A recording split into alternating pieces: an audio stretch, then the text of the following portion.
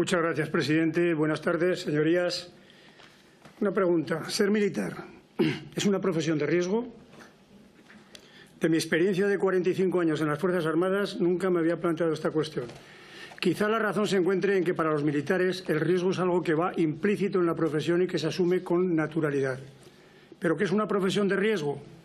En España, según la Seguridad Social, las profesiones catalogadas como de riesgo son aquellas cuya naturaleza sea especialmente penosa, peligrosa, tóxica o insalubre y que acusen elevados índices de morbilidad o mortalidad. Desconozco las razones por las cuales a los profesionales de las Fuerzas Armadas no les ha sido reconocida esta consideración hasta la fecha, pero sí, es una profesión de riesgo que merece el reconocimiento como tal y más en esta sociedad en la que los derechos del individuo están por encima de cualquier otra consideración. Cuando consultamos qué profesiones son consideradas profesiones de riesgo en España, nos encontramos que, según la Seguridad Social también, son los mineros, personal de vuelo de trabajos aéreos, trabajadores ferroviarios, artistas, cantantes, bailarines y trapecistas, profesionales taurinos, bomberos al servicio de las administraciones y organismos públicos y policías locales. Entendemos que aquí se encuentran incluidas la Ertzaintza y los Mossos d'Esquadra. A simple vista, sin ánimo de restar mérito a ninguna de estas profesiones, llama la atención que no estén incluidas como profesiones de riesgo la Guardia Civil, la Policía Nacional y las Fuerzas Armadas. Para las dos primeras constituye una reivindicación histórica que se ha vuelto a poner de manifiesto después del brutal asesinato de los dos guardias civiles en Barbate, en febrero del año pasado. Y respecto a las Fuerzas Armadas me voy a referir a continuación. Partimos de la base de que el acto de la jura de bandera, todos los militares responden «sí, lo hacemos». Cuando el jefe de la unidad les pregunta mediante la fórmula «españoles, ¿juráis o prometéis por vuestra conciencia y honor guardar la Constitución como norma fundamental del Estado, con lealtad al Rey y, si preciso fuera, entregar vuestra vida en defensa de España?» Y todos responden «sí, lo hacemos». ¿Pero qué beneficio reporta el que la profesión de militar sea reconocida de riesgo? Quizá por aquí encontremos las razones por las que hasta la fecha no se haya considerado este reconocimiento a los miembros de las Fuerzas Armadas. Entre los beneficios se encuentra el de la jubilación anticipada, por poner un ejemplo, sin los recortes ni penalizaciones en la cuantía que perciben los que se jubilan de manera anticipada ordinariamente. En España, las profesiones reconocidas como de riesgo tienen derecho a jubilación anticipada con el 100% de la prestación. Así, para cada profesional, la Seguridad Social reconoce distintas variables para adelantar su edad de jubilación.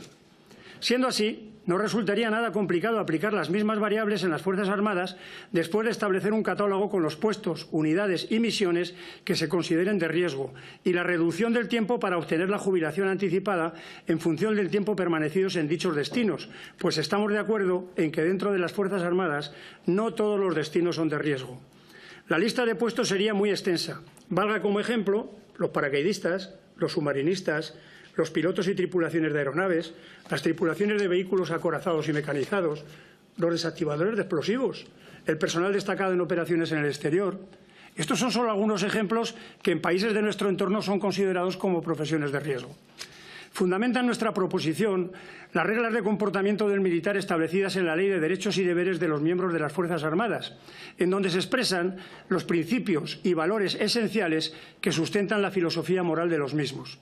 La regla primera y principal, base de la moral militar, y en la que se apoyan el resto de reglas éticas y morales que condicionan la vida de los miembros de las Fuerzas Armadas, consiste en la disposición permanente para defender a España incluso con la entrega de la propia vida.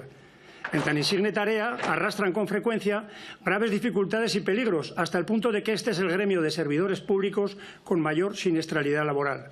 Concretamente, desde el año 2011, 197 militares han muerto en acto de servicio y 2.312 han sido heridos. A ello hay que sumar las difíciles condiciones en que desempeñan su actividad, en el marco de una constante disciplina y obediencia, teniendo una disponibilidad permanente para el servicio. Se les exige, además, estar preparados para afrontar con valor, abnegación y espíritu de servicio situaciones de combate en escenarios de crisis, conflicto o guerra, así como preservar la seguridad y bienestar de los ciudadanos en supuestos de grave riesgo, catástrofe o calamidades públicas. Me hablarán ustedes de la UME, pero piensen que la UME es una unidad especializada para estos cometidos, pero es también la canalizadora de todos los esfuerzos del resto de las unidades de los ejércitos de tierra, mar y aire en caso necesario. Todo ello hace recaer sobre todos los componentes de la institución la exigencia de su adhesión a un orden de valores morales compartidos, el cual reviste a los militares de una suerte de uniformidad psíquica, considerada indispensable para mantener la unidad y cohesión interna y asegurar de esta forma la eficacia en el cumplimiento de la misión. Esta PNL pretende obtener el voto favorable a un asunto de justicia y sentido común, como es el de declarar el servicio en las Fuerzas Armadas, como profesión de riesgo. Resultaría difícil de entender que no fuese así, señorías. He terminado.